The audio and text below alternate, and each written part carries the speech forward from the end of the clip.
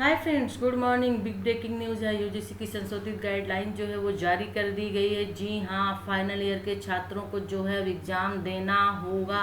किस बेस पे एग्ज़ाम देना होगा, कब एग्ज़ाम देना होगा, फर्स्ट ईयर और सेकेंड ईयर स्टूडेंट का क्या होगा, पूरी इन्फॉर्मेशन इस वीडियो में है। तो लास्ट तक वीडियो को जरूर देखिएगा। चैनल को सब्सक्राइब नहीं किया, सब्सक्राइब कर लीजिए। वीडियो को लाइक करिए एंड शेयर करिए। चलिए फिर देख लेते हैं वीडियो कि आखिर यूजीसी की संशोधित गाइडलाइन में क्या क्या चीज़ें कही गई हैं। तो फ्रेंड्स, यूजीसी की संशोधित गाइडलाइन जारी कर दी गई है। आप यहाँ पे देख रहे हैं, जो दुविधाओं का दौर था वो खत्म हो चुका है। जी हाँ, विश्वविद्यालय अब 30 सितंबर तक करा सकेंगे परीक्षाएं। चलिए आइए पूरी न्यूज़ देख लेते हैं, आखिर इसके अंदर क्या है, इस गाइडलाइन में क्या क्या चीज़ें कही गई हैं। ठीक है, तो देखिए यहाँ पे कि नई दिल्ली से खबर निकल के आ रही है कि विश्वविद्यालय और कॉलेज अब अपनी अटकी परीक्षा, अंतिम वर्ष की परीक्षाएं 30 सितंबर तक करा सकेंगे। वेरी इंपॉर्टेंट है, इस लाइन पे ध्यान दीजिएगा। अंतिम वर्ष की परीक्षाएं 30 सितंबर तक करा सकेंगे।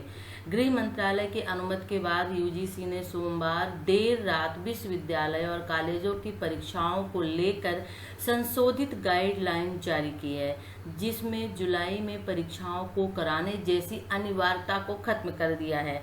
पहले ये था कि जुलाई में जो है एग्ज़ाम लेने थे यूनिवर्सिटीज को, वो भी फाइनल ईयर के स्टूडेंट के, लेकिन अब उसको यहाँ पे खत्म कर दिया गया है। अनिवार्यता जो एक बना दी गई थी, और साथ ही अंतिम वर्ष की परीक्षाओं को अनिवार्य बताते हुए इन्हें सितंबर के अंत तक कराने की अनुमति दी है। यानी कि जुलाई के बजाय इसको बढ़ा के सितंबर कर दिया गया है, और साथ ही साथ में अंतिम वर्ष की परीक्षाओं को अनिवार्य बता दिया गया है।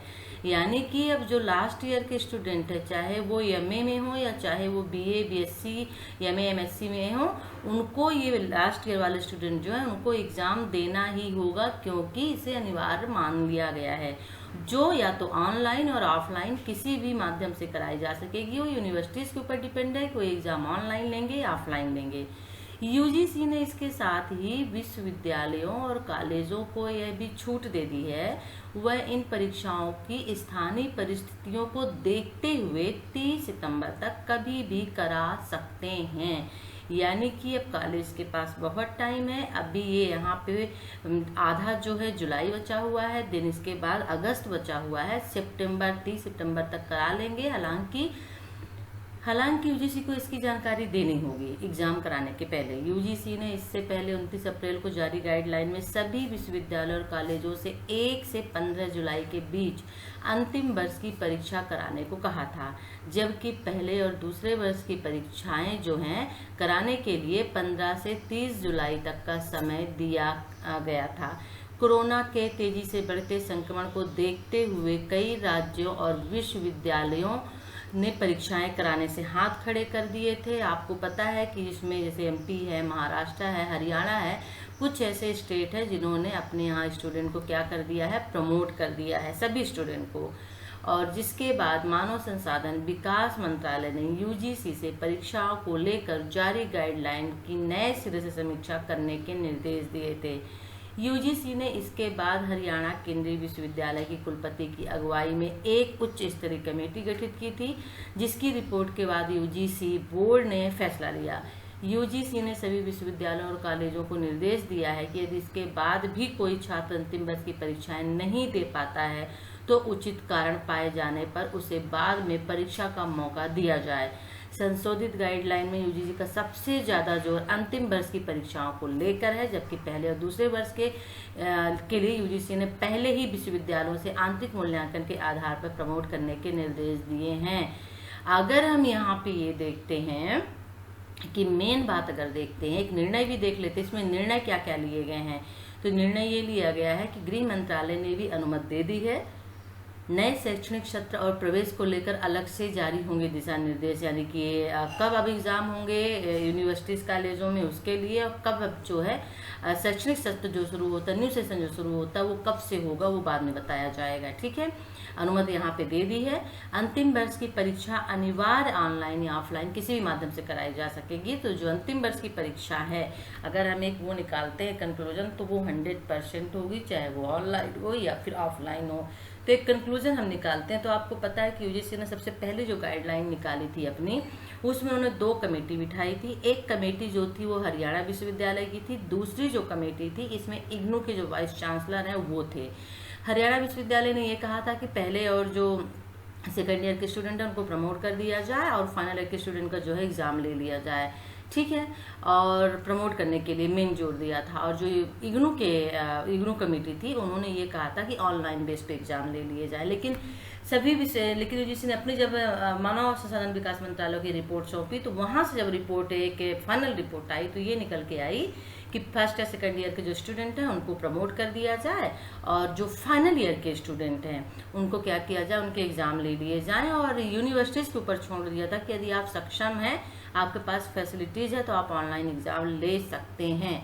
और जुलाई तक एग्जाम कराने के आदेश भी दे दिए थे कि जुलाई तक के पहले 30 जुलाई के पहले एग्जाम करा लिए जाएंगे।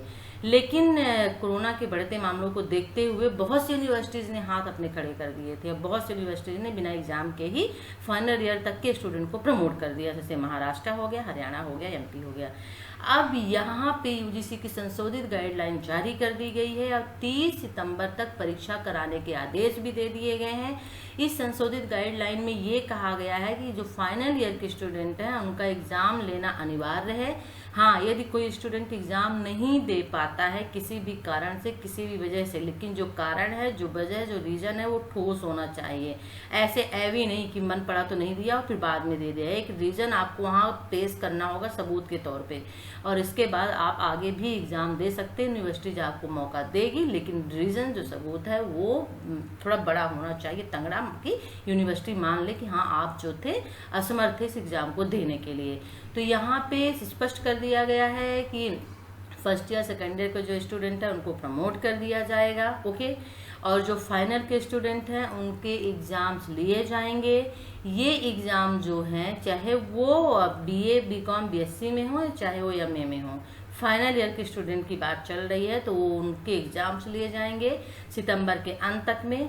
और ये यूनिवर्सिटी, हर एक यूनिवर्सिटी को जो है यूजीसी को बताना होगा एग्जाम लेने के पहले। और ये एग्जाम के 2 मोड यहाँ पे रखे गए हैं, या तो यूनिवर्सिटी चाहे तो ऑनलाइन बेस पे एग्जाम करा सकती है या फिर ऑफलाइन, क्योंकि सितंबर तक में कोरोना थोड़ा सा ना के बराबर हो जाएगा, बहुत ही कम हो जाएगा या खत्म ही हो जाएगा। तो ऑनलाइन यूनिवर्सिटी चाहे अगर उसके पास फैसिलिटीज है तो वो ऑनलाइन एग्जाम ले सकती है, या फिर वो ऑफलाइन किसी भी माध्यम से ले सकती है। इसकी छूट यहाँ पे दी गई है। तो यहाँ पे सबसे बड़ी खबर यही निकल के आ रही है कि जो फाइनल ईयर के स्टूडेंट हैं उनको अब प्रमोट नहीं किया जाएगा। जो एक अंदेशा मन में लग रहा था कि शायद सभी स्टूडेंट को प्रमोट कर दिया जाए, तो अब ऐसा नहीं होगा फ्रेंड्स। और यहाँ पे गृह मंत्रालय ने भी अनुमति दे दी है कि नए शैक्षणिक सत्र और प्रवेश को लेकर जो है अभी दिशा निर्देश नहीं दिए गए हैं, वो जारी किए जाएंगे। कि जब सितंबर में, अब सितंबर में आपके एग्जाम ही होंगे, तो भाई सीधी सी बात है उसके बाद ही तो शैक्षणिक सत्र शुरू होगा ना, एग्जाम के बाद शुरू होता है। इससे मई जून में पेपर होते हैं तो जुलाई में शुरू हो जाता है। अब सितंबर में जब एग्जाम्स होंगे, सीधी सी बात है अक्टूबर या नवंबर जो है मिडिल उसको माना जाएगा शैक्षणिक सत्र न्यू सेशन के लिए। चलिए फिर नेक्स्ट वीडियो इन्फॉर्मेशन के साथ हम आपसे फिर मिलते हैं। तब तक के लिए टेक केयर, बाय।